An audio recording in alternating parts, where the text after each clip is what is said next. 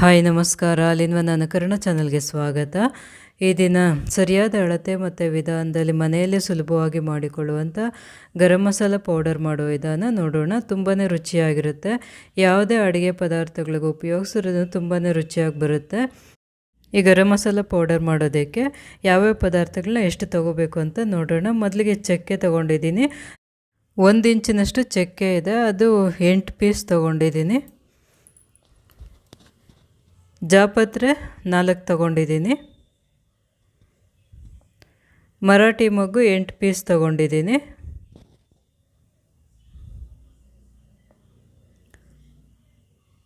ಅನಾನಸ್ ಮೊಗ್ಗು 5 ತೊಗೊಂಡಿದ್ದೀನಿ. 5 ಹೂವು ತೊಗೋಬೇಕು. ಲವಂಗ 30 ತೊಗೊಂಡಿದ್ದೀನಿ. 30 ಲವಂಗ ತೊಗೊಂಡಿದ್ದೀನಿ. ಸ್ಪೂನಲ್ಲಾದರೆ 1.5 ಸ್ಪೂನ್ನ ತೊಗೋಬೇಕು. 1.5 ಟೀ ಸ್ಪೂನ್ ತೊಗೋಬೇಕು. ಏಲಕ್ಕಿ 20 ತೊಗೊಂಡಿದ್ದೀನಿ. ಬ್ಯಾಡಗೆ ಮೆಣಸಿನ್ಕಾಯಿ 3 ತೊಗೊಂಡಿದ್ದೀನಿ. ಈ ಸ್ಪೂನಲ್ಲಿ ಬೇರೆ ಪದಾರ್ಥಗಳನ್ನೆಲ್ಲ ಅಳತೆ ಮಾಡ್ಕೋತಾ ಇರೋದು. ಟೀ ಸ್ಪೂನಲ್ಲಿ ಮೆಣಸು 4 ಸ್ಪೂನಷ್ಟು ಕಾಳು ಮೆಣಸನ್ನು ತೊಗೊಂಡಿದ್ದೀನಿ.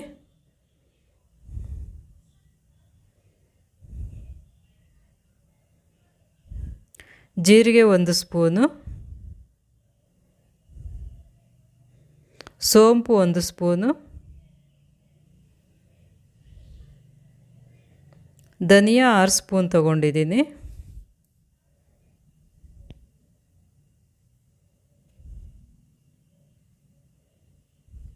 ಇದು ಜಾಕಾಯಿ ಇದನ್ನು ಒಡ್ಕೊಂಡು ನಾನು 3/4 ಭಾಗ ತೊಗೊಂಡಿದ್ದೀನಿ. 1 ಪೀಸ್ನಲ್ಲಿ 3/4 ಭಾಗ ತೊಗೊಂಡು ಅದನ್ನು ಸ್ವಲ್ಪ ಪುಡಿ ಮಾಡ್ಕೊಂಡಿದ್ದೀನಿ. ಹಾಗೆ ಉರಿಯೋದಕ್ಕಿಂತ ಈ ರೀತಿ ಪುಡಿ ಮಾಡಿಬಿಟ್ಟು ಹಾಕಿದ್ರೆ ಚೆನ್ನಾಗಿ ಬಿಸಿ ಆಗುತ್ತೆ. ಕಲ್ಲುವ 1-2 ಸ್ಪೂನಷ್ಟು ತೊಗೊಂಡಿದ್ದೀನಿ.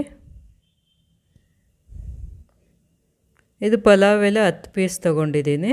ಅದನ್ನೆಲ್ಲ ಸಣ್ಣದಾಗಿ ಕಟ್ ಮಾಡ್ಕೊಂಡಿದ್ದೀನಿ. ಇವಿಷ್ಟು ಗರಂ ಮಸಾಲ ಪೌಡ್ರ್ ಮಾಡೋದಕ್ಕೆ ಬೇಕಾಗುವಂಥ ಸಾಮಾನುಗಳು. ಇದು ಅನಾನಸ್ ಮಗ್ನ ಈ ರೀತಿ ಸಣ್ಣದಾಗಿ ಕಟ್ ಮಾಡಿಕೊಂಡ್ರೆ ಉರಿಯೋವಾಗ ಚೆನ್ನಾಗಿ ಬಿಸಿ ಆಗುತ್ತೆ. ಹಾಗೆ ಹಾಕೋದಕ್ಕಿಂತ ಈ ರೀತಿ ಸಣ್ಣದಾಗಿ ಪೀಸ್ ಮಾಡ್ಕೊಂಡು, ಚಕ್ಕೆನೂ ಅಷ್ಟೇ ಸಣ್ಣದಾಗಿ ಪೀಸ್ ಮಾಡ್ಕೋಬೇಕು. ಈಗ ಎಲ್ಲ ಹುರ್ಕೋತಾ ಇದ್ದೀನಿ. ಇದು ತುಂಬ ಹೈ ಫ್ಲೇಮ್ ಇಟ್ಟು ಬಿಸಿ ಮಾಡಬಾರ್ದು. ಎಲ್ಲ ಪದಾರ್ಥಗಳನ್ನ ಉರಿಯೋವಾಗ ಸಿಮ್ನಲ್ಲಿ ಇಟ್ಕೊಂಡು ಹುರ್ಕೋಬೇಕು. ಕಡಿಮೆ ಉರಿ ಇಟ್ಟರೆ ಚೆನ್ನಾಗಿ ಫ್ರೈ ಆಗುತ್ತೆ. ಜಾಸ್ತಿ ಉರಿ ಇಟ್ಬಿಟ್ರೆ ಒಂದೊಂದು ಜಾಸ್ತಿ ಬೇಗ ಫ್ರೈ ಆಗುತ್ತೆ, ಸರಿಯಾಗಿ ಬಿಸಿ ಆಗೋದಿಲ್ಲ. ಇದು ತುಂಬ ಬಿಸಿ ಮಾಡೋದು ಬೇಕಾಗಿಲ್ಲ. ಸ್ವಲ್ಪ ಅದನ್ನು ಕೈಯಲ್ಲಿ ಹಾಕ್ಕೊಂಡು ಮುಟ್ಟಿದ್ರೆ ಸ್ವಲ್ಪ ಬಿಸಿ ತಗಲ್ಬೇಕು. ಈಗ ಅಷ್ಟು ಮಾತ್ರ ಹುರ್ಕೊಂಡ್ರೆ ಸಾಕು.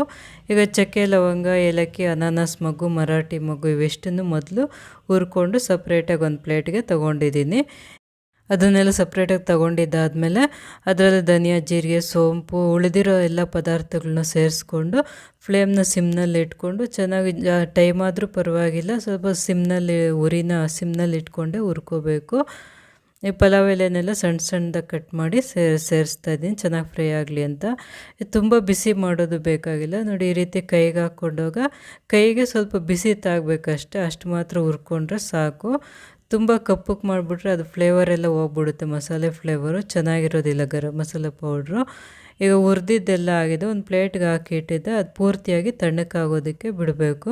ಪೂರ್ತಿಯಾಗಿ ತಣ್ಣಕ್ಕಾಗಿದ್ದಾದಮೇಲೆ ಅದನ್ನು ಮಿಕ್ಸಿ ಜಾರಿಗೆ ಸೇರಿಸ್ಕೊಂಡು ನೈಸಾಗಿ ಪೌಡ್ರ್ ಮಾಡ್ಕೋಬೇಕು.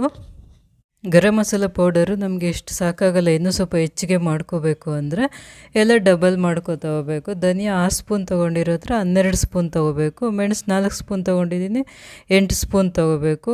ಲವಂಗ 30 ಪೀಸ್ ಇದೆ, 60 ಪೀಸ್ ತೊಗೋಬೇಕು. ಆ ರೀತಿ ಎಲ್ಲನೂ ಡಬಲ್ ಮಾಡ್ಕೋತಾ ಹೋಗಬೇಕು. ಈಗ ನೋಡಿ, ಗರಂ ಮಸಾಲ ಪೌಡ್ರ್ ರೆಡಿಯಾಗಿದೆ. ಈ ರೀತಿ ನೈಸಾಗಿ ರುಬ್ಕೋಬೇಕು. ಈ ಗರಂ ಮಸಾಲ ಪೌಡರನ್ನು ಯಾವುದೇ ವೆಜ್ಜು, ನಾನ್ ವೆಜ್ಜು, ಪಲಾವ್ಗಳಿಗೆ ಮತ್ತು ಯಾವುದೇ ಗ್ರೇವಿಗಳಿಗೆ ಉಪಯೋಗಿಸಿದ್ರೂ ತುಂಬಾ ಚೆನ್ನಾಗಿರುತ್ತೆ. ಅಡುಗೆ ಎಲ್ಲ ತುಂಬಾ ರುಚಿಯಾದಂಥ ಗರಂ ಮಸಾಲ ಪೌಡರ್ ತಯಾರಾಗಿದೆ. ಈ ವಿಡಿಯೋ ಇಷ್ಟವಾದಲ್ಲಿ ಲೈಕ್ ಮಾಡಿ, ಕಮೆಂಟ್ ಮಾಡಿ, ಶೇರ್ ಮಾಡಿ, ಸಬ್ಸ್ಕ್ರೈಬ್ ಮಾಡಿ.